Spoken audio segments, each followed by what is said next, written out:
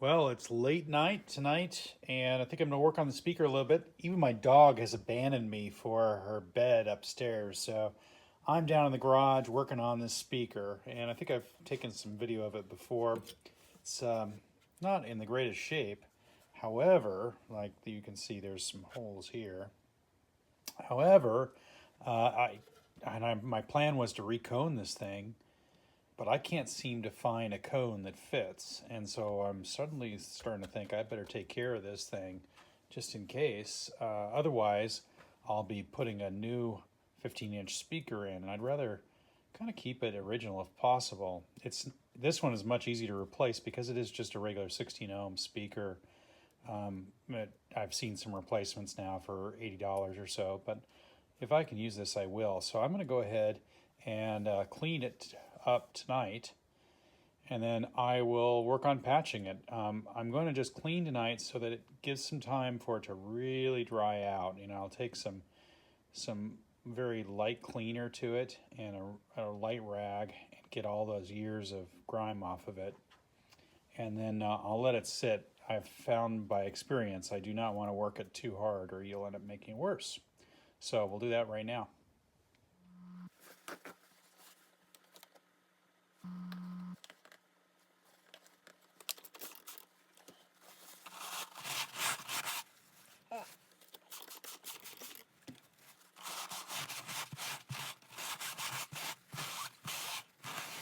One thing I'll say about the speaker is it doesn't seem flappy. It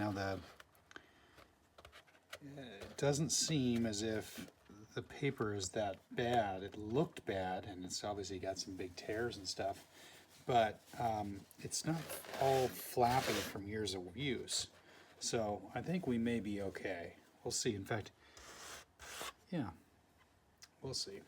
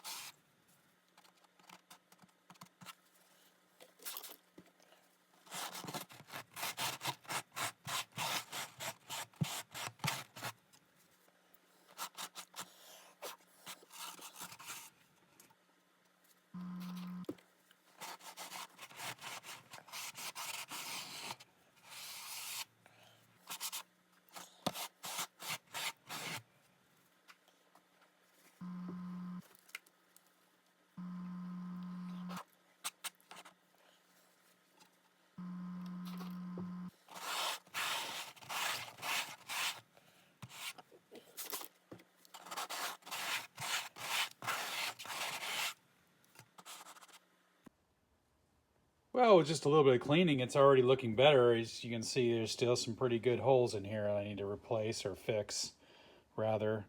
And you'll see here underneath, there's still a lot of cleaning to be done.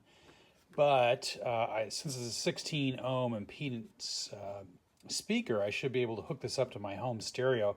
Now, my home is 8 ohms impedance.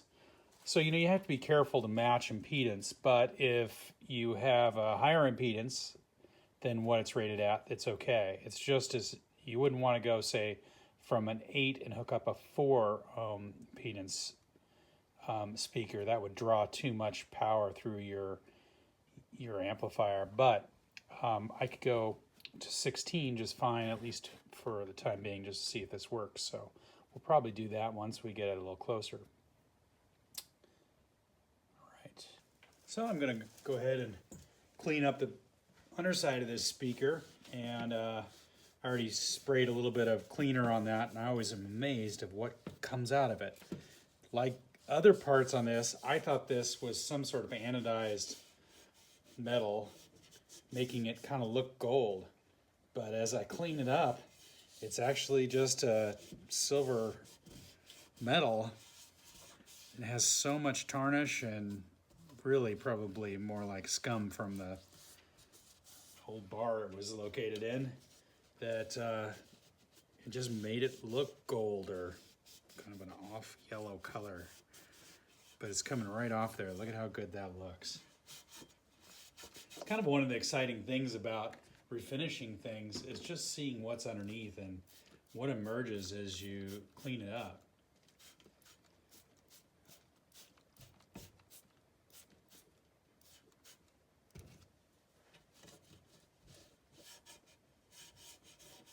When I was working on this Wurlitzer, as I started getting into it, I tearing the body apart and finding all sorts of old pieces that had been lost in there.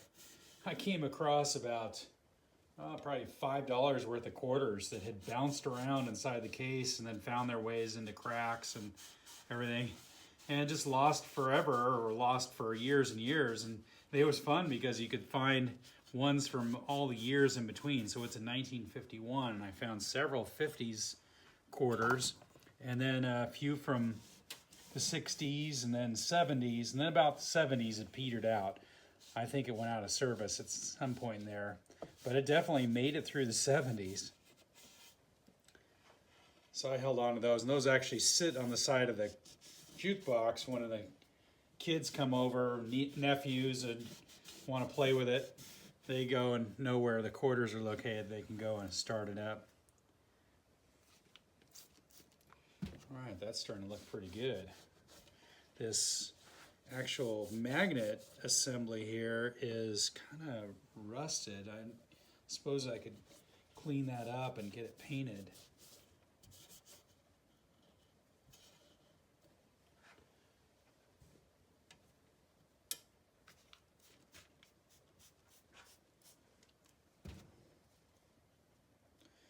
I often think of what must have the people who worked on the assembly lines building these, would they have any idea that just almost 70 years later, somebody like me would sit there and just scour over what they built so many years ago, trying to get it back to the way they had it.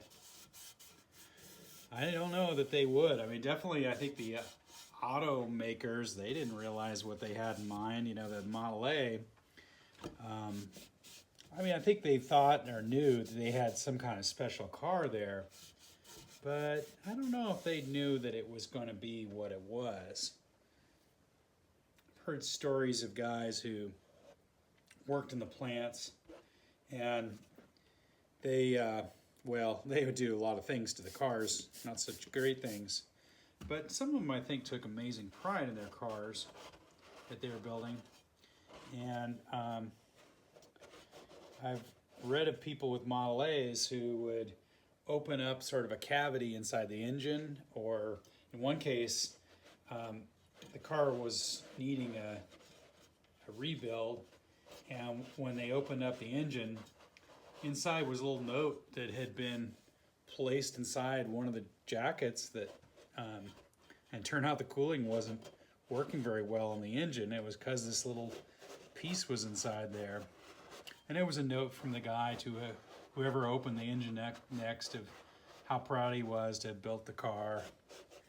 That was with a Model A. Different times. There's all sorts of stories of people who moved to Detroit just to get $5 a day from Henry Ford. Back then, that was quite a sum to be able to get. Well, I don't think that I better do much more this speaker, just let it dry out a little bit before I go pushing it anymore. I sure don't want to cause it to rip more just because I've weakened it with this spray. But it's looking real good.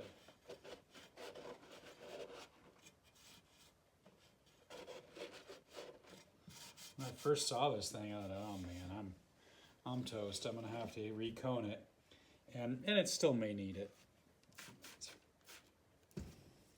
But like I say, I looked all over the internet and couldn't find anybody, and talked to several different places that build it, and they didn't want to even talk.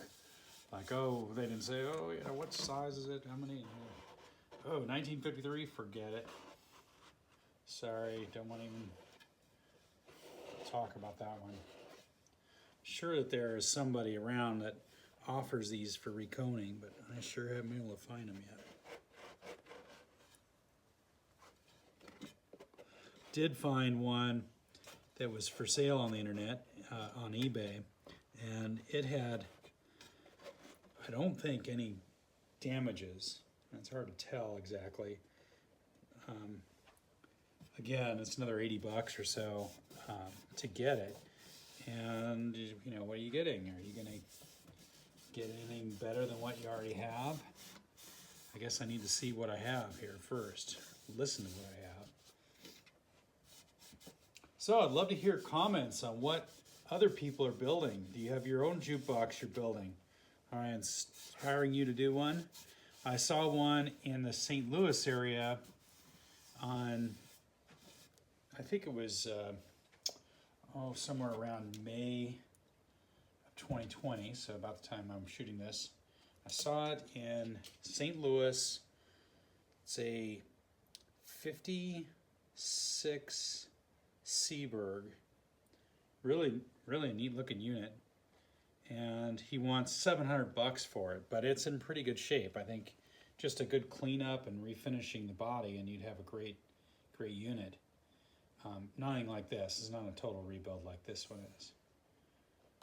Yeah, this might work. We'll see. There's some giant cracks in here. So this one has one that is probably the size of, I don't know, $2 half-dollars together, and then one up here about the size of a $half-dollar, and another one maybe the size of a quarter, but this one's actually missing material up here. So Uncle Doug on the internet, and he's on YouTube, he's got some good videos on how to rebuild speakers, and I used that on my other one. Turned out great. It just sounds like $1 million. So I'm going to try that with this one. If you're looking to do that, he also has some videos on how to recone, but if you're looking to try to save a speaker, that might be worth going and checking out some of his videos. And I'll follow how he does this as I rebuild this one. Well, as I said, I think I'm going to try to repair this giant hole in this thing before I go ahead and set on reconing. So we'll see what happens. I'm going to try it with a coffee filter. I've heard that these are porous and kind of fibrous, and they make good little patch panels for this. So I've cut one pretty large to size here, and I'll go ahead and get it pretty wet with just white Elmer's glue, and then put it in there and try and get it worked into the little edges and stuff. So let's see how this works. I know some of you are probably looking at it with condemnation. Why would you do this? Well, I figure the worst case is I'm going to just end up having to go ahead and put a new cone in it anyway. And it's really hard to find the right size. I would think that there would be just a good website to go to that would direct me how to, or just put in the size, all the different dimensions, and it would just say, oh, here it is. But I've searched and searched, and trying to find the right one doesn't seem to work. Maybe one of you know of a better site to go to, and can put it down into the search area for all of us, or into the text area. That'd be nice to know where to go, because it seems like these old speakers always have something, you know, some cowboy or something threw their drink into it, and the bottle busted the speaker or something. Or it's just been sitting in a barn for 35 years and kind of just gotten eaten up. So as I said here, I'm going to kind of work it in. And then supposedly I can just go ahead and shoot some flat black on this and no one will be the wiser except for if you watch this video. I guess I'm documenting what I've done, as maybe it's not such a good idea. But easy enough to switch to a new cone if I have to. Maybe some of you have better plans or ideas on how to do this. Oops.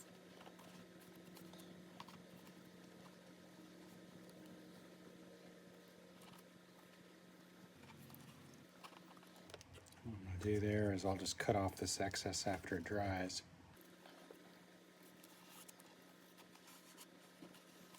Definitely do want to get some new foam on this though. The foam is pretty bad. I think it would help the cabinet keep from kind of rattling if I did go and put the foam on the outside.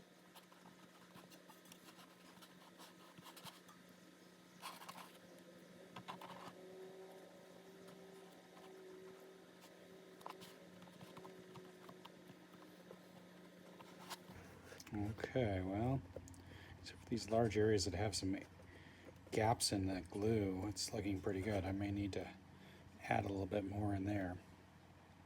Take this out.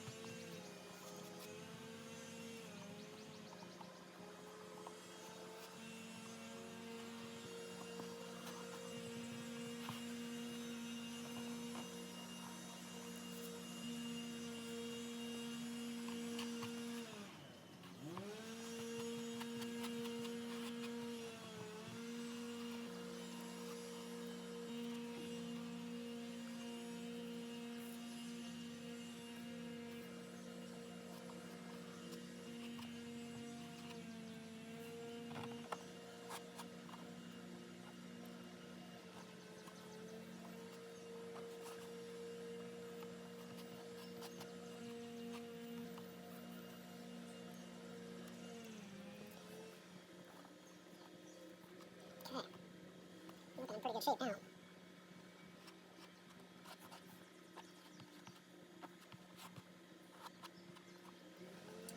All right, so now, let's see, you can see the whole thing here.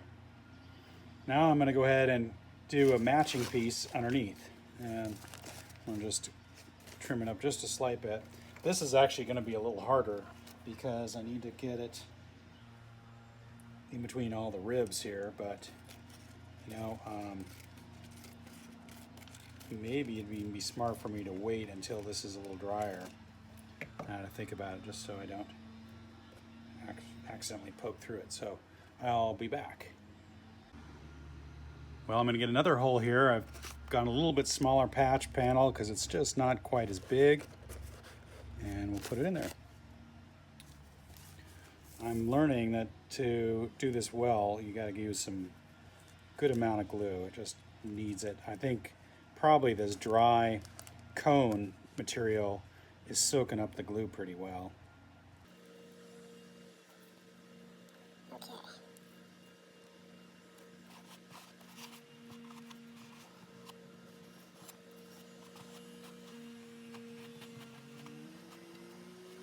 This is definitely the low-tech way of fixing this, I suppose.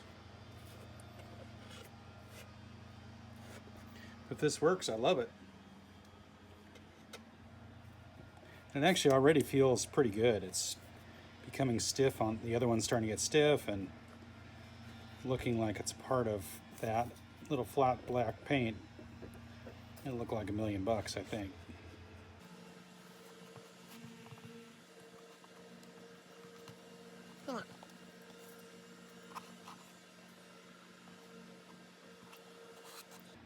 a couple more. Here's another one.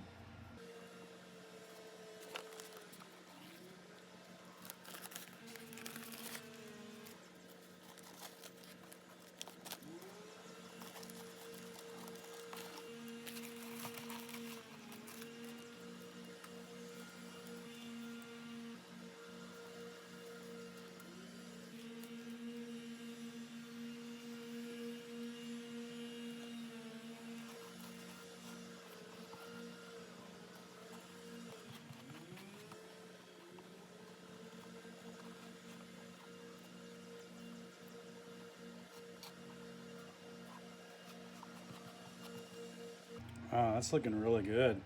I don't know if you can tell this in the video or not, but it really bonds pretty well.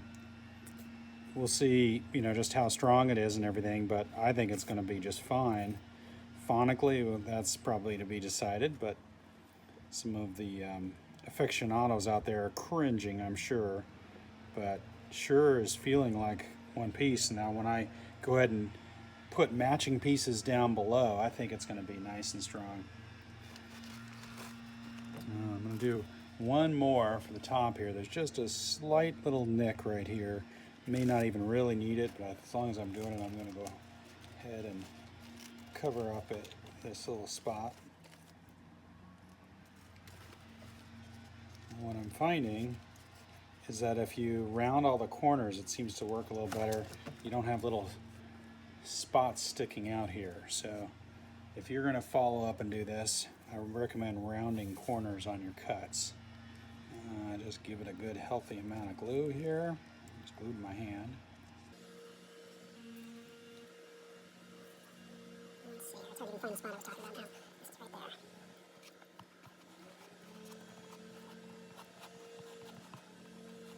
Now there's some speakers online, 16 ohms that match well and right size and everything. They're like $700, $800. It's pretty hard to justify when the Jukebox is, basically mono sound, and probably the speaker is not the least acoustically sound component in there. Probably it's the needle or some of the amp electronics or something like that that really is causing distortion and not a great sound. And so going and spending $700 on a speaker isn't going to happen. All right, well, that's looking pretty darn good. We'll let this dry, then we'll let you check out, see what you think. And once it's dry, then I'm going to go ahead and do the same to the bottom and get these kind of a matching patch on each of the bottom pieces. I'm going to give you an update on the speaker. I've gone ahead and finished the repair both on the top and on the underside of the cone. You can see where it was. I then shot it with some flat black paint, and I didn't go ahead and shoot the rest of it. I thought the less material that's on top of this part of the cone, the good paper, is probably good. So I just shot the areas that were white from the coffee filter material, and you can see there's a few little smudges in here. Probably if I was redoing it, I could probably get this even flatter. That was just a factor of working with the paper more and more and getting it really flat. But it is ready to go ahead and try out. I need to probably paint underneath, and I'll do that, and I'll show you that on the video. And then I'm going to try hooking up to stereo and see how it sounds once it's all dry. But I'm super excited to hear how it goes. Well, I've got the home theater going and a little 10cc, and I've got the speaker hooked up. So this is going into my good speaker system here in the house, and it actually sounds pretty good with the repair. Let's see, and it looks okay. You can see a little bit of discoloration, but not bad.